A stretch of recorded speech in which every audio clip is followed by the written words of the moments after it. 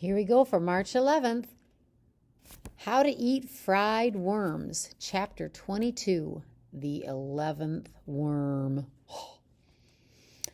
How'd you do it? Said Billy. What's it called? My word, said his father. Gosh, Mrs. Forrester, gasped Tom. On a silver tray in front of Billy lay an ice cream cake bathed in fruit syrups, peach, cherry, tutti frutti, candied orange, and topped with whipped cream sprinkled with jelly beans and almond slivers. It's called a whiz-bang worm delight, said Billy's mother proudly. I made it up. Is the worm really in there? Said Billy, poking about with his spoon. And then, scraping away a bit of whipped cream at one end, he glimpsed the worm's snout protruding from the center of the cake. Snug as a bug in a rug, said his mother. I still wouldn't eat a worm, said Emily, eyeing the whiz-bang worm delight with envious distaste. I would, said Tom. At least, maybe I would.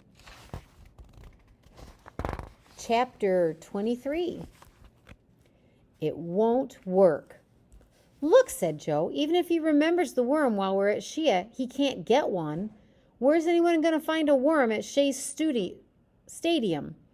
Don't worry, we'll say you've won, and we'll find a worm after we get home. And we keep right on stuffing him. Peanuts, hot dogs, hamburgers, Cracker Jack, ice cream, orange soda, gum, Mars bars. You know how he loves to eat. You ever see him refuse something to eat? By the time we start home, he'll be bloated, drowsy, belching. Remember the last time when his father took us? He was asleep by the time we hit Peekskill. Your father will carry him in front of the car. His mother and father will put him to bed. Next morning he'll wake up. Too late. You've won 15 worms in 15 days. He missed a day. Okay, Admirals Nagumo and Kasaka on the bridge of Akega, December 6, 1941. Alan gnawed at his thumbnail. What about Tom? We'll ask him along and then just not pick him up. We can tell your father and Billy that Tom's mother called. He was sick. His grandmother died. Anything, just so we don't have to bring him with us. Alan sighed. Geez, it'll probably cost me $8 just to buy all that food. Cracker Jack, hamburgers. Yeah, but it'll cost you $50 if he wins. Yeah, well, oh geez. How'd I get into this? If my father finds out... Alan slumped on the porch steps, gazing down at his sneakers, gnawing his thumbnail. Come on, said Joe, slapping him on the shoulder. Cheer up, you haven't lost yet. Go ask your father. Chapter 24. You think Alan really meant it when he said he'd given up? Said Billy, turning down the flame under the frying pan. He was cooking a toasted cheese and worm sandwich. I don't know, said Tom, looking in the refrigerator. I suppose so. He asked us to the Mets game. Say, is that chocolate pudding?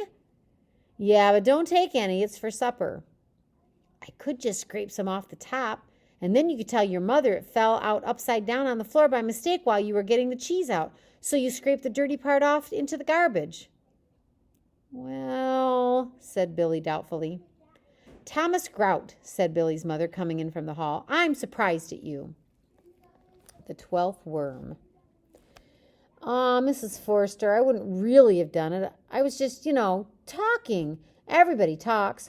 My sister, Billy's father, Billy, my sisters, Annie, Charlotte, and Polly. He was backing toward the door. Betty, Agnes, Columbus.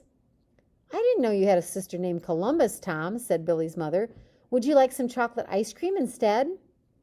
Oh, sure, Mrs. Forrester, said Tom, relieved. He sat down at the table. It's my cousin who's named Columbus, he grinned. Columbus, Ohio. He's a capital fellow, Mrs. Forrester. And then he had to grab the edge of the table to keep from rolling off his chair, laughing at his own joke. Billy looked disgusted. His mother opened the refrigerator, shaking her head. Hope you enjoyed this session of How to Eat Fried Worms. Blah.